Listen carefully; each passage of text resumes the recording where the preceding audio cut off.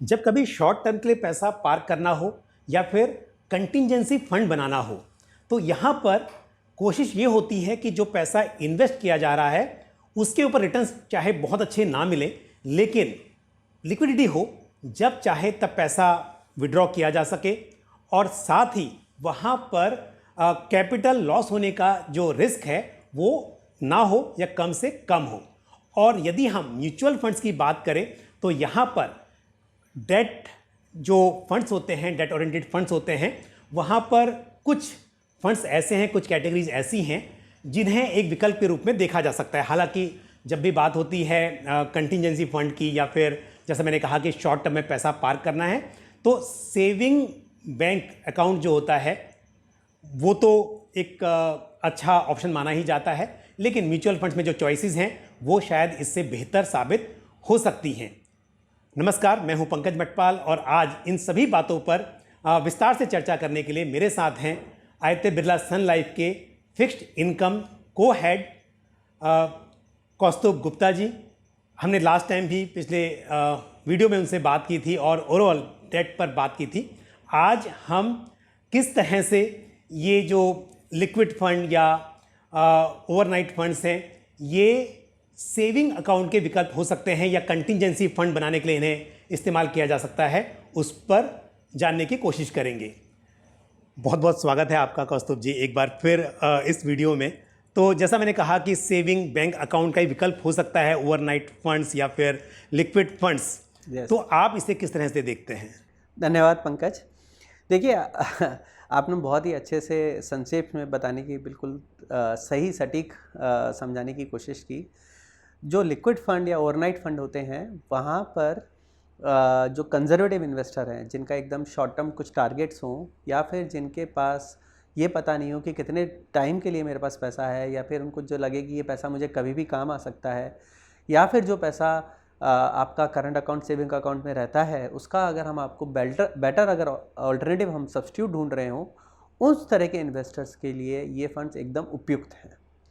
ये जो फंड्स होते हैं जैसे कि अगर लिक्विड फंड की बात की जाए, सेबी के हिसाब से हम मैक्सिमम 90 दिन का ही मैच्योरिटी चला सकते हैं, लेकिन जो मनी मैनेजर है क्योंकि 90 दिन तो एक सिंगल पेपर पे लिमिट है। इसका फ़ायदा क्या होगा ये भी थोड़ा एक्सप्लेन कीजिए कि 90 डेज से अगर ज़्यादा होता है तो किस तरह का रिस्क हो जाता है और अगर शॉर्ट ड्यूरेशन है तो इससे रिस्क कैसे कम होता है? क्योंकि हम बात कर रहे हैं कि जिन्हें सेविंग्स बैंक से कंपेयर करना है तो बहुत अच्छे रिटर्न ना सही, हम बिल्कुल बात करेंगे कि लिक्विड फंड के रिटर्न्स किस तरह से पास्ट में भी बेटर रहे हैं और कितना हम उम्मीद कर सकते हैं। बट ये जो 90 डेज़ का आपने एक जिक्र किया जी, तो इसका क्या फ़ायदा होता है? देखिए 90 दिन तो मैक्सिमम एक सिंगल पेपर का लिमिट है, लेकिन जो लिक्विड फंड है वो वनस्पत अमूमन जनरली 30 दिन से 50 दिन का ही एवरेज मैच्योरिटी चलाते हैं पोर्टफोलियो लेवल पे। करेक्ट। तो हालांकि हम 90 दिन की बात कर रहे हैं, आपका क्वेश्चन 90 दिन का है, लेकिन अगर देखा जाए तो एक्चुअल में पोर्टफोलियो जो है अगर आप पूरे इंडस्ट्री का देखेंगे वो 30 दिन से 50 से 55 दिन ही रहता है। तो इंटरेस्ट रेट रिस्क जो है यहाँ पर वो 50 ही दिन का है। एग्जैक्टली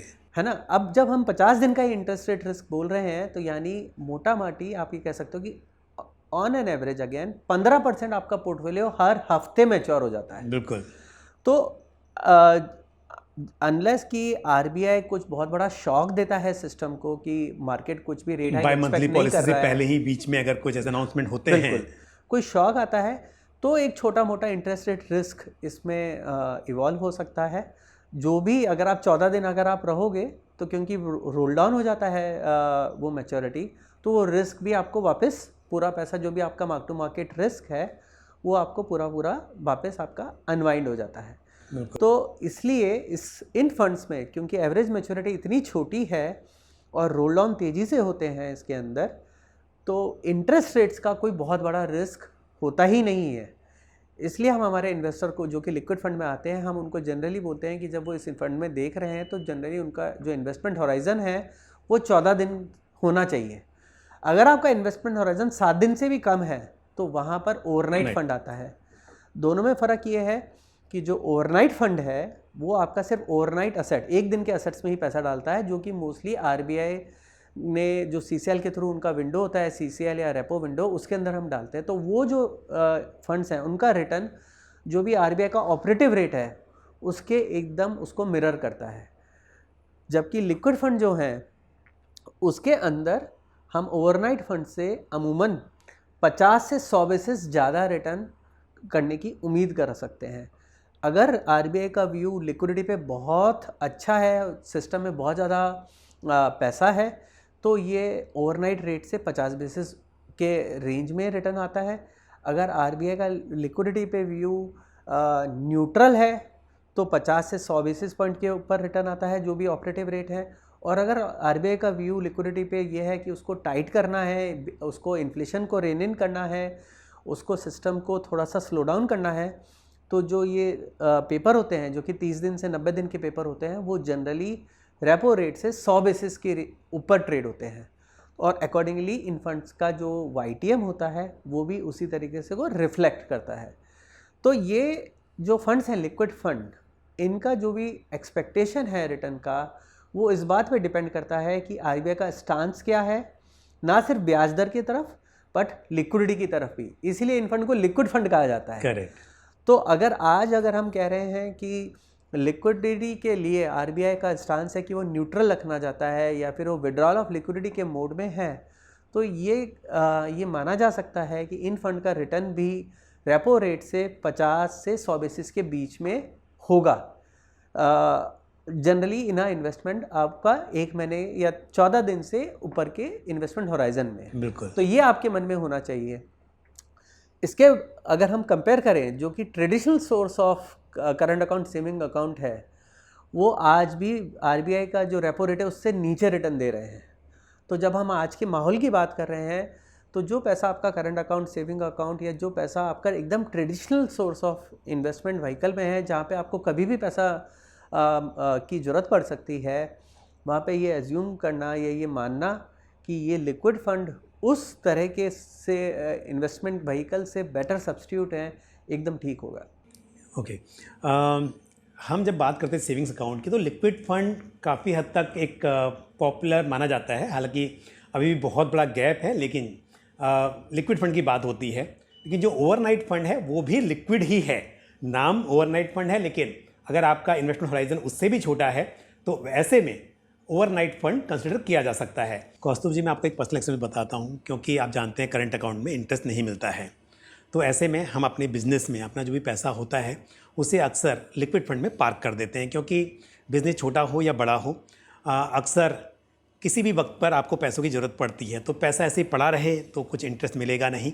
तो जब जब हमारा इनफ्लो आता है, पैसा आता है, तो हम उसे लिक्विड फंड में पार्क करते रहते हैं। और जैसी ज़रूरत पड़े, या स्पेशली जब 1 तारीख को सैलरी पे करने की बारी आती है, तो हम अपना पैसा रिडीम कर लेते हैं और सैलरी पे करते हैं जी। तो ये बड़ा यूज़फुल होता है। और इसी तरह से अगर देखा जाए तो रिटेल में भी अगर हम बात करें सेविंग्स अकाउंट की, तो आपको महीने का खर्च चलाने के लिए कुछ ज़रूरत होती है जो महीने के शुरुआत में ही आपको पता होता है पेमेंट करने होते हैं। लेकिन कुछ पेमेंट्स आपके मंथ में डिफरेंट डेट्स पर आते हैं। तो यदि आप उन पैसों को उस वक्त तक भी ओवरनाइट फंड में या लिक्विड फंड में पार्क कर दें, तो आप देखेंगे कि पूरे साल में आपका कुछ एक्स्ट्रा अर्निंग्स हो सकती हैं। कई बार आपकी EMI होती है जो कि आपके 25th के आसपास आती है, ऐसा हो सकता है। या फिर आपको कुछ पेमेंट करने होते हैं, आपको मालूम होता है लेकिन कुछ समय होता है जी। तो इस तरह से यदि ठीक से मैनेज किया जाए तो लिक्विड फंड, ओवरनाइट फंड बहुत ही यूज़फुल हो सकते हैं। तो कैसे आप इसको देखते हैं और आपकी इन्वेस्टर्स को या हमारे व्यूवर्स को क्या सलाह होगी इसके ऊपर? देखिए, आपने बिल्कुल सही बात कही कि पैसा अपने आप पैसा नहीं कमाता है। पैसे को हमें कहीं पे लगाना पड़ता है, तब वो पैसा कमाना चालू करता है। तो जब करंट अकाउंट में है तो वो कुछ भी नहीं कमा रहा। हम करंट अकाउंट से बेटर करते हैं कि हम सेविंग अकाउंट में चले जाते हैं, तो वहाँ पे वो कुछ % कमाने लग जाता है।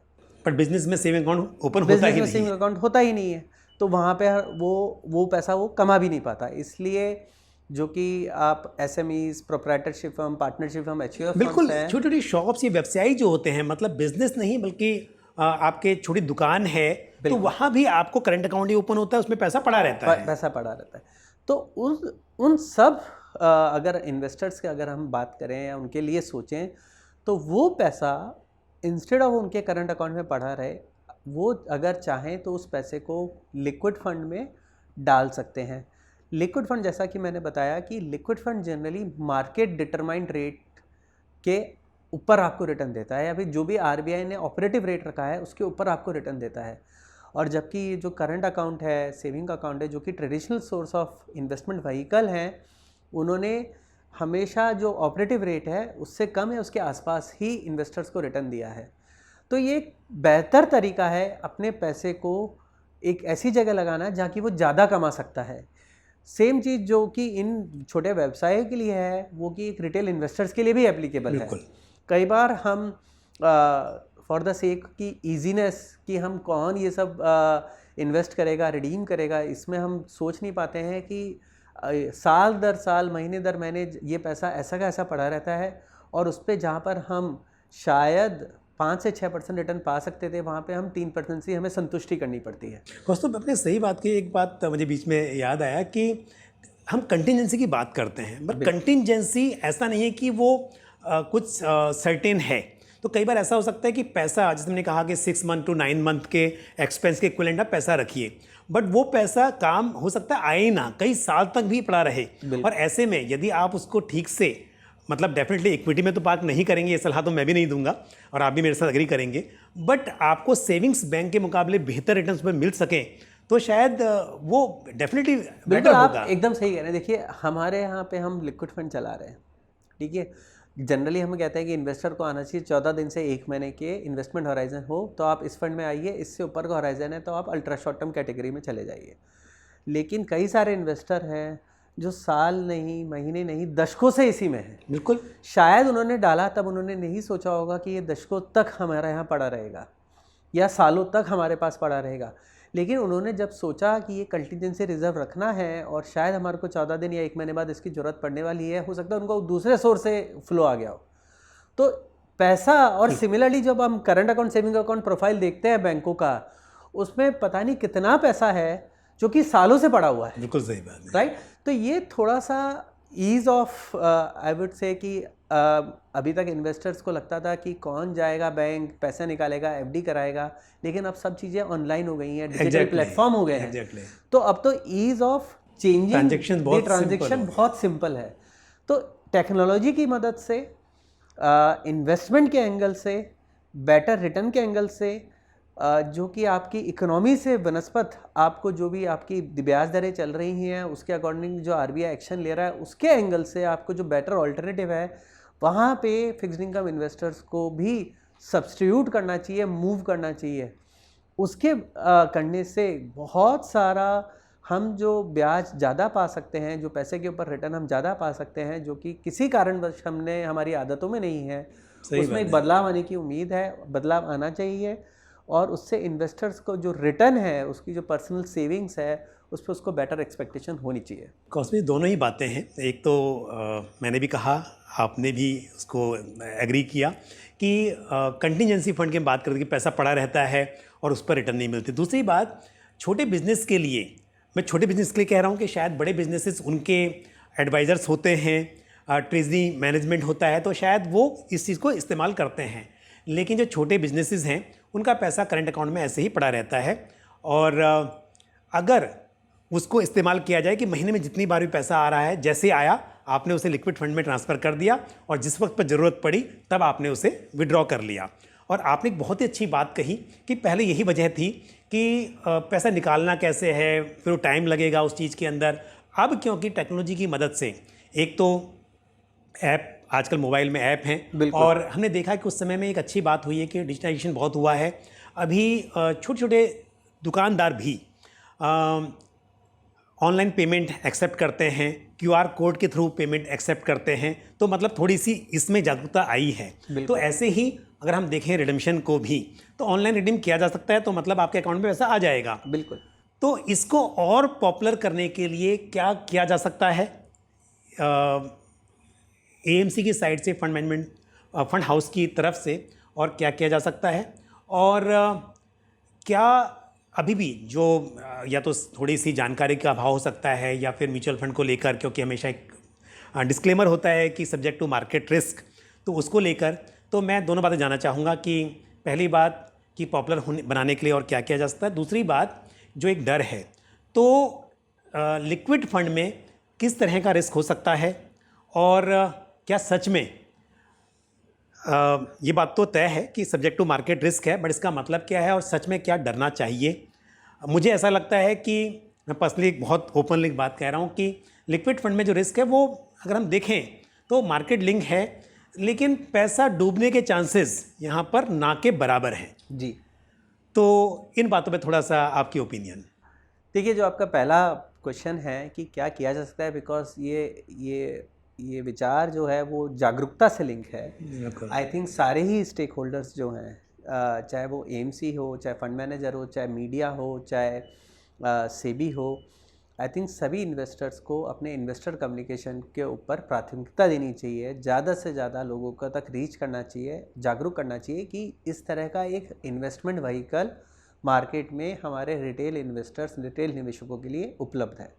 जैसे जैसे ये जागरूकता बढ़ेगी, वो जागरूकता फिजिकल कैंपेन से भी बढ़ सकती है, डिजिटल कैंपेन से भी बढ़ सकती है। आई थिंक ये मूवमेंट जो कि ऑलरेडी चल पड़ा है, ये अपना अपना फैलाव बनाने लगेगा। जो आपका दूसरा क्वेश्चन है कि किस तरह की रिस्क इन लिक्विड फंड में होती है, तो देखिए फिक्स्ड इनकम मार्केट में 3 तरह की रिस्क है: liquidity risk, credit risk and duration risk. सबसे पहले लिक्विडिटी रिस्क पे आते हैं। जैसा कि मैंने कहा कि लिक्विड फंड का एवरेज मैच्योरिटी जो है जनरली 30 दिन से 60 दिन के बीच में होता है, और हर हफ्ते अगर एवरेज तौर पे देखा जाए तो 15% ऑफ पोर्टफोलियो मैच्योर हो रहा होता है। तो अगर मेरे पास 15% तक का अगर रिडेम्पशन आ भी रहा है तो बिना कोई दिक्कत के मैं उस रिडेम्पशन को मीट आउट कर सकता हूँ।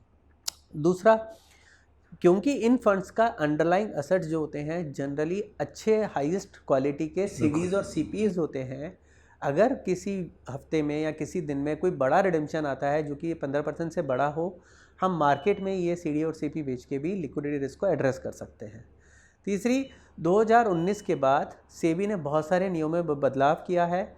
उन नियमों के हिसाब से अब हमें इन फंड्स में अगेन 20 से 25% एवरेज सोवरेन पेपर रखने पड़ते हैं, टी बिल या जीसेक्स लिंक, जो कि बहुत ही ज़्यादा लिक्विड होते हैं, जिनमें कोई मार्क टू मार्केट इम्पैक्ट भी बहुत लिमिटेड मतलब होता है। सरकार द्वारा जारी किए गए, बिल्कुल, सेंट्रल गवर्नमेंट, स्टेट गवर्नमेंट जारी गए ट्रेजरी के बिल्स या फिर उनके ज़्यादा क्रेडिट रिस्क तो वहाँ पर है ही नहीं, तो वहाँ बिल्कुल ही नहीं है।